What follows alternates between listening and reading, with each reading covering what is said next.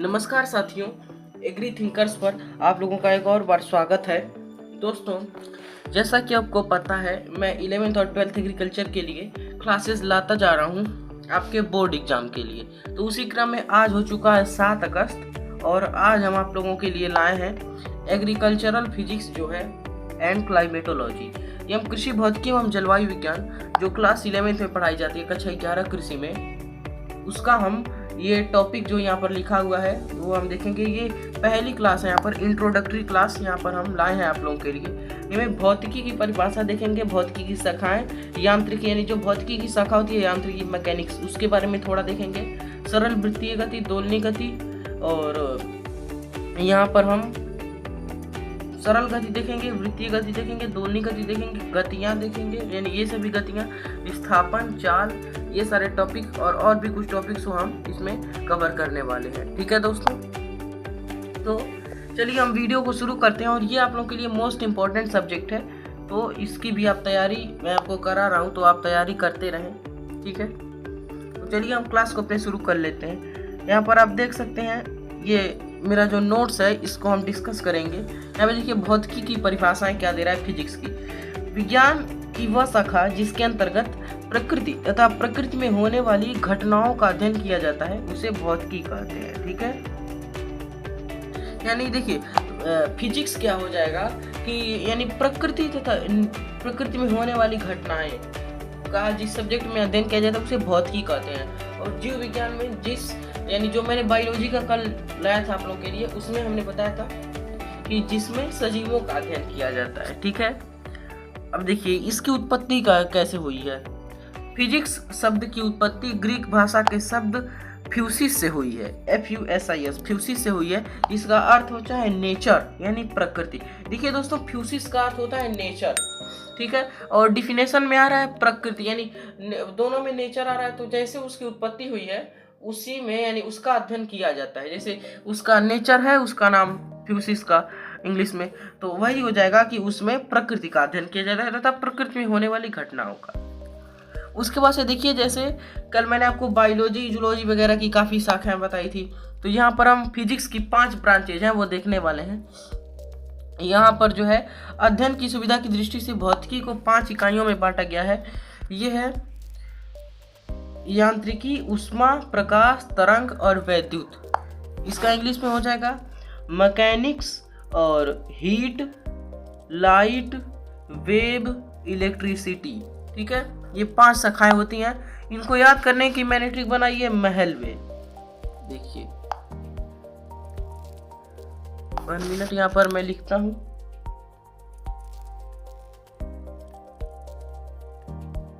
ये महलवे। ठीक है, अब यहाँ से जो आपका दोनों ए है ये साइलेंट हो जाएगा, इसका कुछ नहीं अर्थ होता है। ठीक है, एम से हो, ठीक है, एम से हो जाएगा यहाँ पर मैकेनिक्स, एच से हो जाएगा हीट, एल से लाइट, डब्ल्यू से वेव और ई से इलेक्ट्रिसिटी।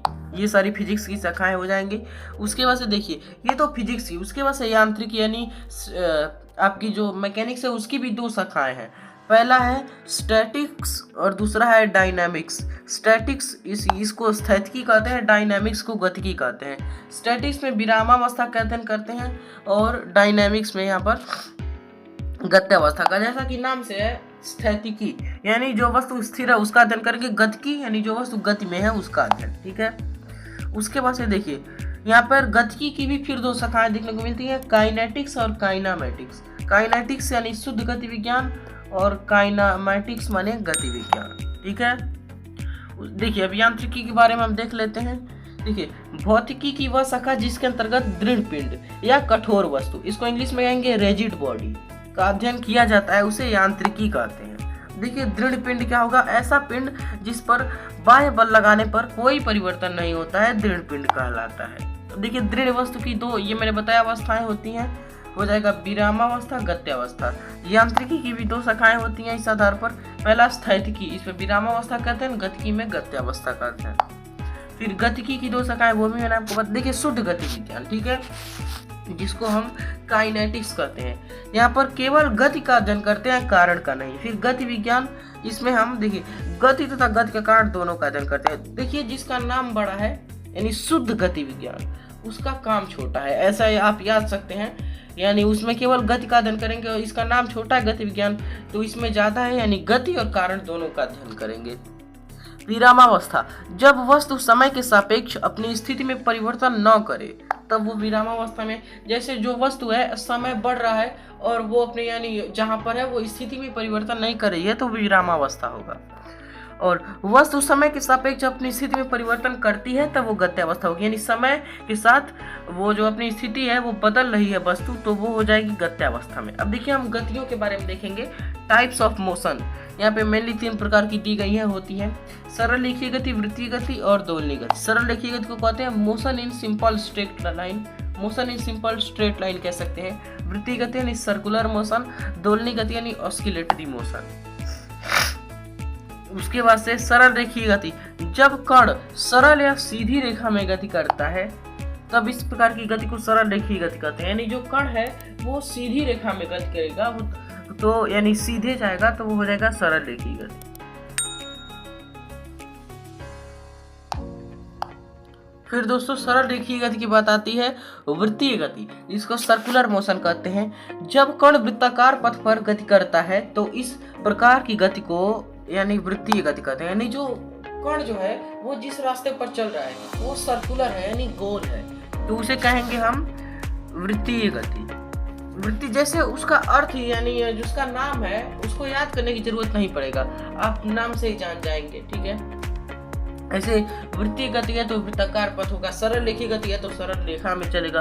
अब दोलनीय गति है तो यहाँ पर जब कण किसी निश्चित आधार के इधर उधर गति करता है तब उसे दोलनीय गति कहते हैं। उदाहरण में झूले की गति, जैसे देखिए झूला जो होता है ऊपर से उसका एक आधार होता है, एक बेस से वो कनेक्ट होता है और वो उस आधार के इधर कभी इधर इधर इधर उधर घूमता रहता है, तो निश्चित आधार के इधर उधर घूमता है इसलिए वो हो जाएगा दोलनीय गति। फिर देखिए हम कुछ महत्वपूर्ण शब्दावलियों के बारे में डिस्कस करेंगे। पहला है दूरी यानी डिस्टेंस, फिर विस्थापन यानी डिस्प्लेसमेंट, उसके बाद से चाल यानी स्पीड, वेग यानी वेलोसिटी, एक्सीलरेशन यानी त्वरण। देखिए दूरी देखें, यहाँ पर किसी कण द्वारा चली गई पथ की कुल लंबाई को दूरी कहते हैं, ठीक है। यानी कोई देखिए अगर ये कण है और ये जो है यहाँ से चलना स्टार्ट किया यहाँ तक पहुँचा, ठीक है, तो ये जो रास्ता है इसकी जो लेंथ होगी इसको कहेंगे दूरी, ठीक है। देखिए दूरी में केवल परिमाण होती है, दिशा नहीं होता है। देखिए अगर दूरी है जैसे वो नहीं कि वो उत्तर दक्षिण पूर्व पश्चिम किसी भी है, यानी उसमें केवल परिमाण होता है, यानी वो निकलता है यानी केवल उसमें होता है, ठीक है। इस कारण दूरी अदिश राशि है। देखिए अदिश का मतलब क्या है, अ मतलब होता है नहीं और दिश मतलब होता है दिशा, यानी उसमें दिशा न हो तो वो हो जाएगा अदिश राशि, ठीक है। ये हम पढ़ेंगे वेक्टर एंड स्केलर क्वांटिटीज जो आपका चैप्टर है वहां पर हम इसको डिस्कस करेंगे अच्छी तरह से। और दूरी का SI मात्रक मीटर होगा, जैसे आपको पता है जो लंबाई का मात्रक मीटर होता है और दूरी का अर्थ ही होता है लंबाई, तो दूरी का हो जाएगा मीटर। इसकी बीमा L होती है, जैसे L यानी लेंथ से आप ले सकते हैं, लेंथ यानी लंबाई वहां से होता है। दूरी सदैव धनात्मक होती है। देखिए जो दूरी है वो हमेशा प्लस में ही जाएगी, पीछे तो नहीं आएगी ना, तो दूरी धनात्मक ही होगी, हमेशा पॉजिटिव होगी। फिर है डिस्प्लेसमेंट यानी विस्थापन। यहाँ पर क्या होता है, देखिए परिभाषा में किसी कण की प्रारंभिक व अंतिम स्थितियों को मिलाने वाली रेखा की लंबाई को जो होती है, यहाँ पे आप थोड़ा सा देखेंगे ये दूरी नहीं से विस्थापन कहते हैं, इसको आप काट देंगे, ठीक है। तो यहाँ पर हो जाएगा किसी कण की प्रारंभिक व अंतिम स्थितियों को मिलाने वाली रेखा की लंबाई को विस्थापन कहते हैं। यानी कोई ये पार्टिकल है, कण है, जैसे कोई कण है यहाँ पर तो और ये चल रहा है, ठीक है, और ये हो गई इसकी प्रारंभिक स्थिति, ये हो गई अंतिम स्थिति, तो इन दोनों ये जो रेखा है इसकी जो लंबाई है उसको कहेंगे विस्थापन, ठीक है। विशेषता देखिए विस्थापन की, विस्थापन में परिमाण व दिशा दोनों होती है।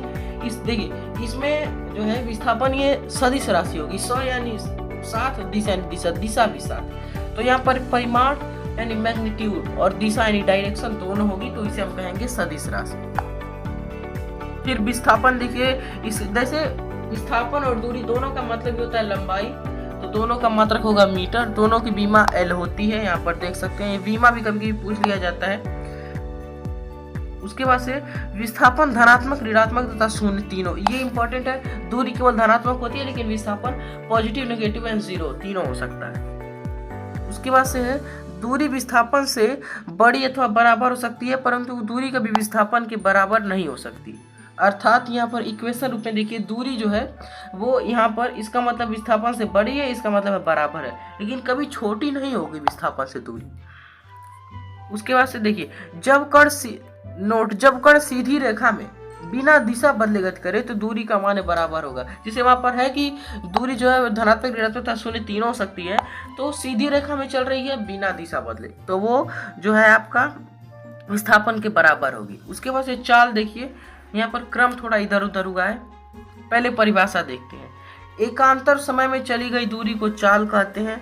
ये परिभाषा रूप में अगर इसको मैथमेटिकली प्रूव करें तो दूरी तथा यहाँ पे जो है दूरी तथा समय के अनुपात को चाल कहते हैं। ये भी आप कह सकते हैं, यानी speed equal to distance upon time. ठीक है, चाल का SI मात्रक मीटर प्रति सेकेंड होता है। मीटर प्रति सेकेंड आया कहाँ से है वो भी हम देखते हैं। ठीक है, देखिए दोस्तों, दूरी मैंने ऊपर आपको बताया डिस्टेंस, यहाँ पर है डिस्टेंस, यहाँ पर है टाइम।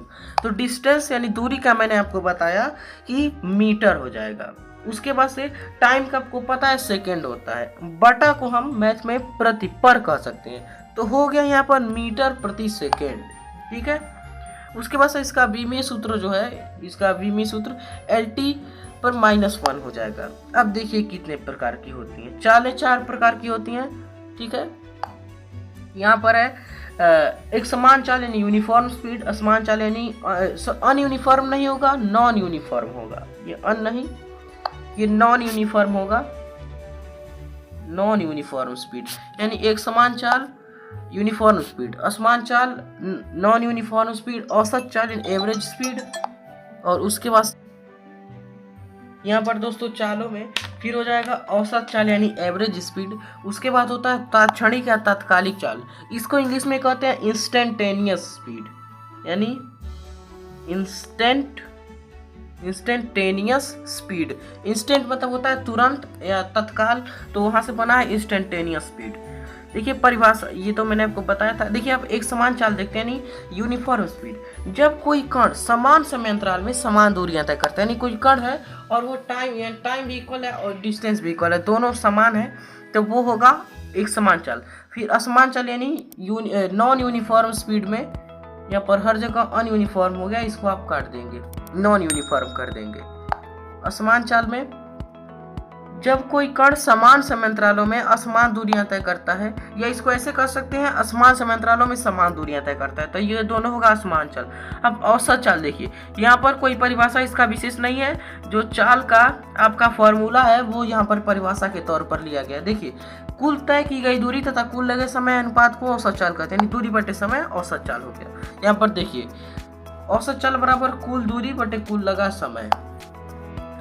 तो दोस्तों ये थी आपकी पूरी क्लास। अब जब हम फिजिक्स की लाएंगे तो उसमें जो बची हुई शब्दावलियां हैं उनके बारे में हम डिस्कस करेंगे। जैसे दूरी बता दिया, विस्थापन बता दिया, चाल बता दिया, वेग और त्वरण, ये दोनों मोस्ट इंपॉर्टेंट है, खास करके एक्सीलरेशन एंड त्वरण, तो इनके बारे में हम देखेंगे।